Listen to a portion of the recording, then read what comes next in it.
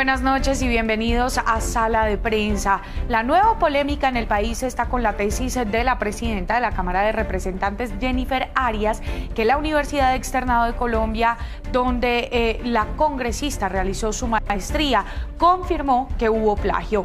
Veamos primero cómo se desarrolló la investigación y también la historia de este caso. La historia de este plagio inició con una presentación en Presi descubierta por Plagio SOS, organización de académicos que desde hace varios años denuncia violaciones en materia de derechos de autor.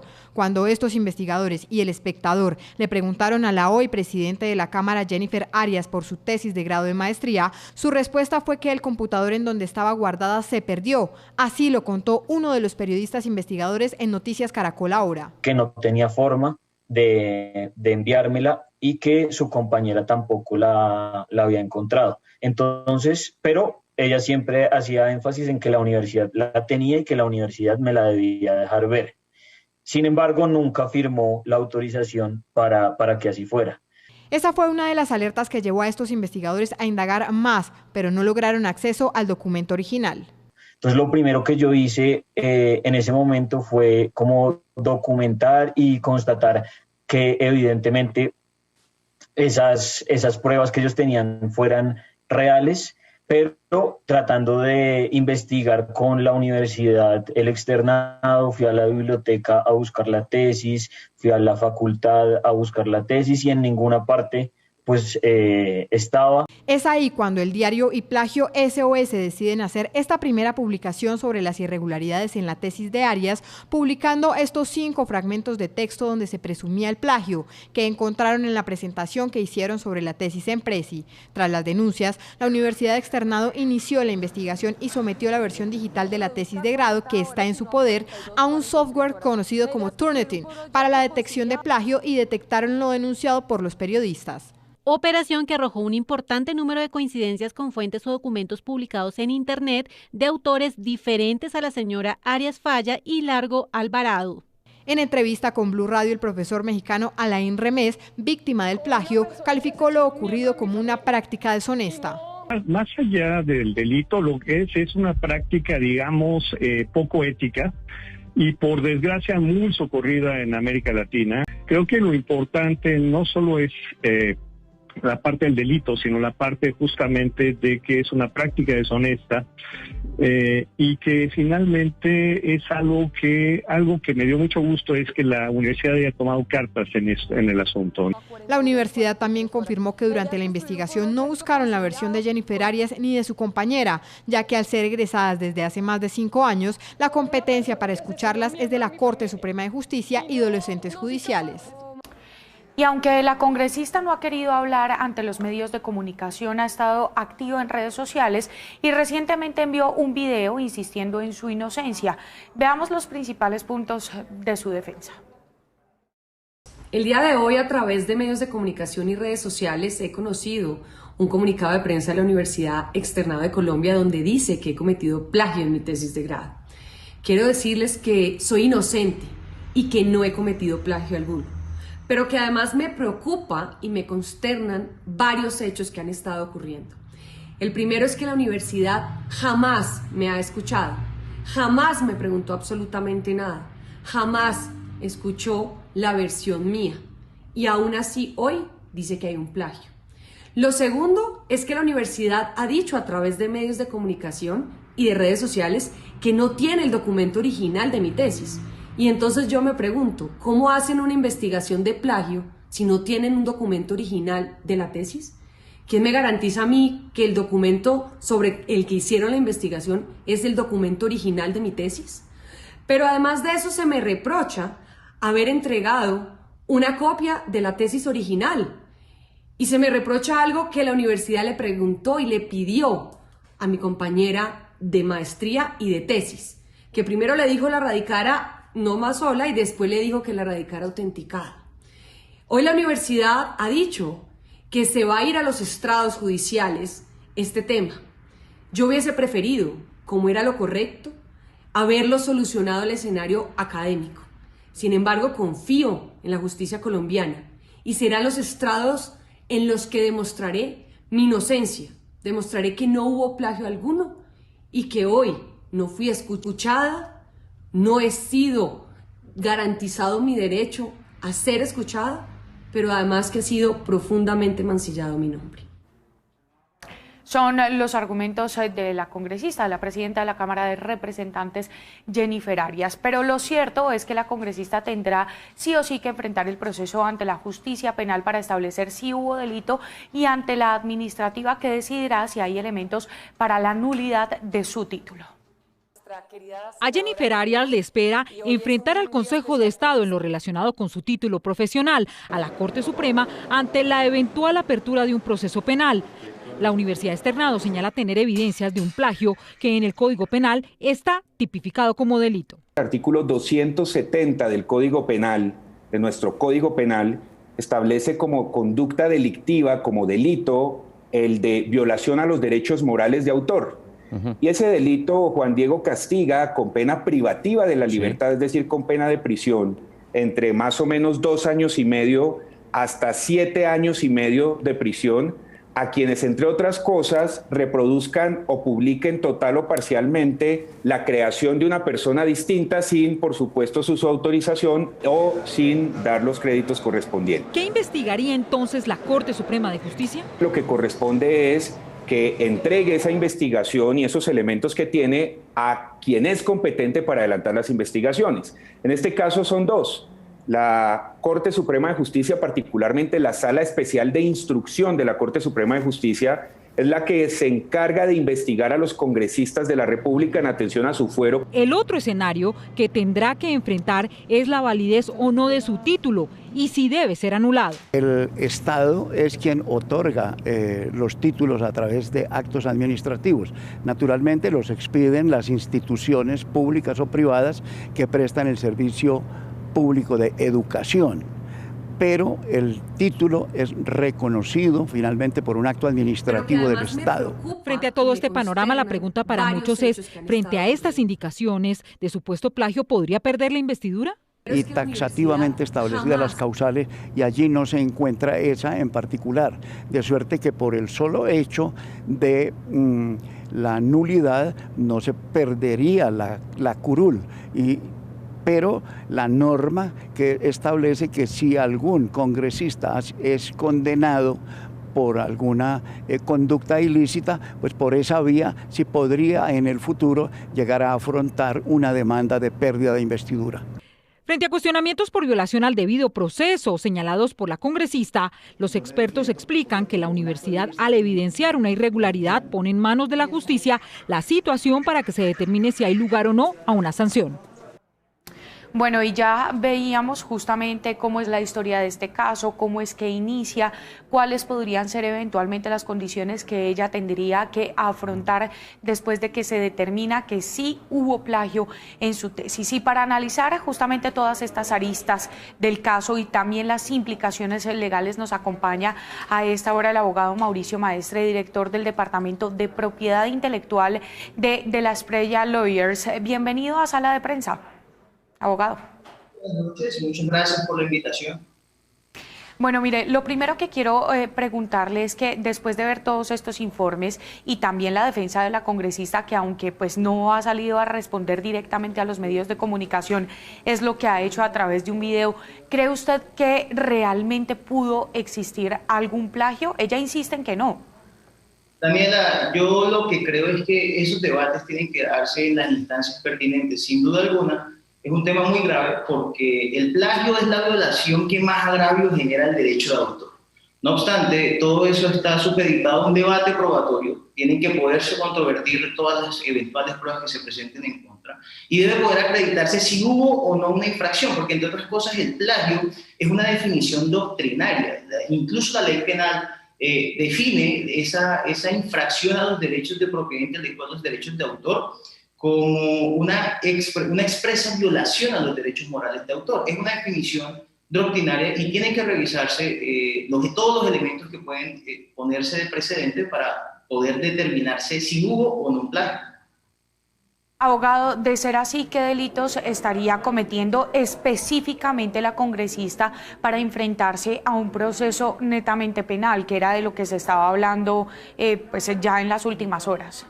Mira, el plagio es la falsa atribución sobre la paternidad de una obra y a grandes rasgos el plagio termina siendo una infracción a un derecho de protección especial y es un derecho de contenido moral, un derecho subjetivo que es el derecho de paternidad, que básicamente a grandes rasgos es el derecho que tiene todo autor a que siempre que se utilice su obra se reconozca que él es el creador de la misma. En efecto, cuando se habla de una infracción al derecho de paternidad, también puede haber una infracción al derecho moral de integridad, que es alterar la obra tal y como la concibió el creador en su momento. Si se llega a acreditar que hubo efectivamente un plagio, si se llegan a acreditar los elementos constitutivos del plagio y si se logra acreditar qué tipo de plagio puede ser, porque existen dos tipos de plagio según el comunicado de la universidad externado y del perito que analizó la situación, podríamos estar frente a un plagio servil, que básicamente se define en que es una reproducción exacta de unos extractos de una obra literaria de un autor, sin citarlo, sin darle los correspondientes créditos. Si se llega a acreditar, se llega a surtir todo este debate como debe ser, en el escenario que debe ser, eventualmente podrían imputarse unos delitos por infracción a derechos morales de autor. Abogado, ¿por qué la universidad remite el caso al Consejo de Estado frente a una posible anulación del título cuando ya la universidad está diciendo pues que esta tesis sería absolutamente inválida teniendo en cuenta que ellos son los que están diciendo que sí hubo plagio? Entiendo por el mismo comunicado que emite la universidad que incluso a estas alturas o luego de transcurrir de 2 años ya ellos no cuentan con esa facultad para iniciar ningún proceso o trámite disciplinario en contra de la congresista, entre otras cosas porque, vuelvo y debo ser enfático en el tema, deben ser las entidades encargadas de dirimir este tipo de conflictos quienes emitan un concepto luego de dar todo un análisis y un debate probatorio que permita llevar a una decisión. Bueno, ¿y por qué la Corte Suprema, porque también está implicada, abre una investigación preliminar en este caso? ¿Qué puede pasar allí en contra de la congresista, de la presidenta de la Cámara de Representantes?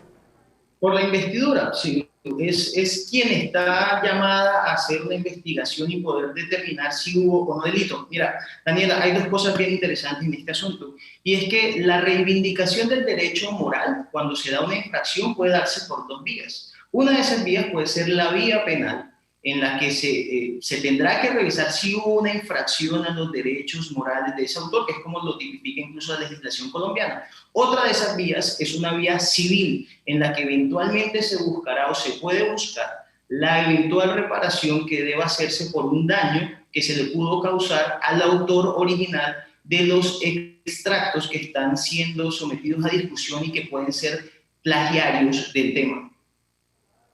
Claro, abogado, de comprobarse este hecho, ¿se generaría una acción penal por parte de la Fiscalía? Mira, es como la gran duda, ¿no? Esa es como la gran incógnita, porque hemos venido escuchando que plagio no es un delito, que entonces no sería en el tema penal, pero sí se podría generar finalmente esa acción. Mira, como te decía inicialmente, el plagio es una definición doctrinal. La legislación penal utiliza para tipificar estas conductas ilícitas expresiones como la violación a los derechos morales o patrimoniales de autor, dependiendo de la conducta y dependiendo de las circunstancias de tiempo, modo y de lugar que sean aplicables a cada caso. Esa es una de las discusiones que tiene que darse. ¿Quién va a investigar? ¿Qué se va a investigar? ¿Qué se va a imputar? ¿Qué no se va a imputar? ¿Y cuáles son las vías que se van a utilizar para eventualmente dirimir este conflicto y decidir qué es lo que está pasando, si hubo una infracción de derechos de propiedad intelectual o no? Abogado, ¿qué tan comunes pueden ser estos o son los plagios en estos temas de tesis o trabajos de posgrado? Mira que el plagio en este tipo de trabajos académicos se da con cierta constancia. Es reiterativo. En todo caso, es una línea bastante delgada, porque como te decía inicialmente, el plagio puede darse de dos maneras. Existen dos modalidades de plagio. Una de esas modalidades, como te mencionaba, era la imitación o el plagio servil, que es lo que puede estar pasando en este caso, que se da cuando se reproduce o se utilizan de manera exacta extractos o la totalidad de una obra escrita por otro, por el verdadero autor. Pero también existe otra modalidad de plagio que no es necesariamente una reproducción exacta de las obras literarias como tal, sino que puede ser una imitación o un parafraseo, y ya ese plagio se conoce como un plagio elaborado, como un plagio inteligente, como un plagio simulado. Todas estas que te estoy dando son definiciones doctrinarias. Entonces, frente al tema en concreto, toca esperar a ver qué es cómo avanza esa investigación y cuáles son los elementos materiales probatorios que van a darse en el curso de esos procesos. Porque en este momento lo que tenemos son unos comunicados oficiales, pero no tenemos acceso a elementos materiales probatorios que permitan acreditar de manera veraz qué es lo que está ocurriendo y qué es lo que va a ocurrir. En términos generales, si estamos hablando de una posible infracción a derechos de propiedad intelectual de un tercero. Si un estudiante abogado de colegio o de universidad comete plagio, ¿qué castigo puede recibir? Mira, las universidades y los colegios tienen procedimientos disciplinarios. Eso no inhibe ni exime que pueda haber una responsabilidad o civil, por lo que te expliqué inicialmente, o penal, dependiendo de cuál sea la vía que se utilice para reivindicar los derechos que se están infringiendo. Lo que ocurre en este tipo de situaciones es que al momento de comprobarse un plagio o de tenerse la idea de que puede existir un plagio, es que se inicia un proceso disciplinario y sancionatorio interno. Usualmente en las universidades, Daniela, tienen unos manuales de propiedad intelectual en los que incluso se tocan temas tan determinantes como quién es el titular de los derechos. Sabrás que los estudiantes, cuando están escribiendo o creando su tesis de grado, ellos son los autores, son los titulares originarios de los derechos de autor que puedan predicarse sobre su creación. Pero también se da que para que la universidad sea la titular de esos derechos, es decir, exista una transferencia de los derechos patrimoniales de autor, tiene que darse previa suscripción de un contrato que eventualmente transfiera esos derechos. En el caso de universidades y colegios depende de lo que dispongan esos manuales de propiedad intelectual, pero inicialmente, siempre que se dé una de estas situaciones, tendrá que acudirse en primer lugar a un procedimiento sancionatorio o disciplinario de acuerdo a ese manual. Sí, abogado, en esas infracciones a la propiedad intelectual que usted nombraba, ¿cuáles son las más comunes? No citar, plagiar párrafos, digamos como lo vemos en el caso de la representante, de la presidenta de la Cámara de Representantes. Daniela, el derecho de autor otorga dos tipos de derechos. Unos derechos de contenido moral, que son derechos subjetivos que están relacionados con la persona, con el autor, con el creador. De estos derechos está, por ejemplo, el derecho de paternidad, que es el derecho a que se reconozca que esa persona es el creador en cualquier momento. El derecho de integridad, el derecho de ineditud, que es el que le permite al autor evitar que su obra sea divulgada o no. También existen derechos patrimoniales, que son derechos de un contenido económico. A diferencia de los derechos morales, Daniela, los derechos morales son intransferibles, los derechos morales son inalienables, son irrenunciables, son de especial protección. Incluso nuestra legislación o las leyes que se pueden aplicar en nuestro país, que provienen de tradición francesa, en los que el espíritu del creador es, digamos, resguardado y defendido de cierta manera, otorga esa calidad. Son derechos que no pueden ser susceptibles de ningún tipo de negociación y son incluso irrenunciables. Los derechos patrimoniales, que son de contenido económico, son los que le permiten al autor explotar su creación. En el día a día, no solamente en obras literarias, sino en obras musicales y en todo tipo de obras susceptibles de protección por el derecho de autor, se dan infracciones como reproducciones no autorizadas, que son usos no autorizados de la propiedad intelectual de terceros, o infracciones que van de la mano con los derechos morales, como por ejemplo la falsa atribución sobre la paternidad de una obra, que es la infracción al derecho de paternidad, o la vulneración al derecho de integridad, que es modificar o de cierta manera quitar o no dejar la obra como se concibió inicialmente.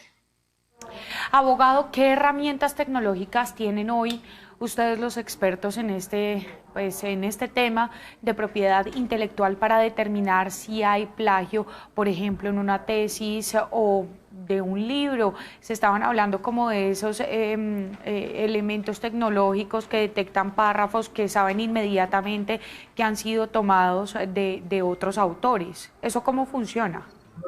hay softwares que permiten comparar las diferentes obras o permiten comparar diferentes escritos, diferentes obras literarias y comparan qué tanto grado de similitud tiene una con otra e incluso de dónde se sacaron o dónde fueron extraídos esos apartes que se están utilizando en una obra u otra. Estos softwares son de mucha utilidad, pero sin duda también existe ese componente humano, que es el que permite que alguien con la experiencia adecuada pueda comparar y emitir un concepto que acredite si hubo o no una infracción o si existen similitudes, sobre todo sustanciales, y sobre todo si existen usos no autorizados de creaciones originales. Abogado, ¿por qué también se ven a menudo casos de funcionarios que falsifican diplomas o documentos similares? Lo vimos también en este caso de Neiva, un funcionario de las TIC que estaba ejerciendo como ingeniero de sistemas hacía 15 años con un diploma que tenía 2 errores muy graves, además de eso, de ortografía, y aún así le estaban aceptando los documentos. Pero ¿por qué encontrar este tipo de errores tan graves de plagio en funcionarios públicos? Daniela, lastimosamente este tipo de circunstancias se presentan porque hay personas que no tienen ningún tipo de respeto por la propiedad intelectual de terceros. Entre otras cosas, es bastante interesante porque Colombia es un país que puntualmente es muy rico en arte, en cultura y en entretenimiento. Es decir, la propiedad intelectual en Colombia debería ser mucho más importante de lo que aún es. Es lastimoso que se presenten este tipo de situaciones, pero creo que también para eso están las herramientas normativas que permiten reivindicar los derechos de esos terceros a los que eventualmente se le infringen sus derechos. Finalmente, abogado, ¿qué lecciones puede dejarnos a todos este caso de la congresista Jennifer Arias, pues que se ha convertido en un escándalo, por supuesto, teniendo en cuenta que es la presidenta de la Cámara de Representantes? Lo primero, Daniela, es que en últimas, toda persona, más allá de la investidura que tenga, tiene el derecho a defenderse. Más allá de cualquier situación que se presente, estos debates deben darse en los escenarios que permitan controvertir todo tipo de afirmaciones. Más allá de la investidura de una persona, yo creo que es necesario velar por ser garantistas y que se respete siempre el debido proceso. Ojo, en caso de que se logre acreditar una infracción o se logra acreditar un incumplimiento de la ley, sin duda hay que castigarlo con todo el peso, pero eso debe hacerse después de que se surta un debate probatorio, después de que la entidad competente, después de que se haga un análisis serio y se logre acreditar que hubo infracciones o vulneraciones a la ley y a la norma, no antes. Esa es la mejor enseñanza que creo que puede desprenderse de esto, más allá de, por supuesto, la importancia de que las personas y los funcionarios públicos y todos estén llamados a proteger la propiedad intelectual de todos. Es el abogado Mauricio Maestre, director del Departamento de Propiedad Intelectual de la Espriella Lawyers. Abogado, gracias por acompañarnos aquí en Sala de Prensa. Gracias a ti, Daniela, por la invitación. Y hasta aquí Sala de Prensa, pero continúen ustedes con Noticias Caracol Ahora y Signo Pesos. Feliz noche.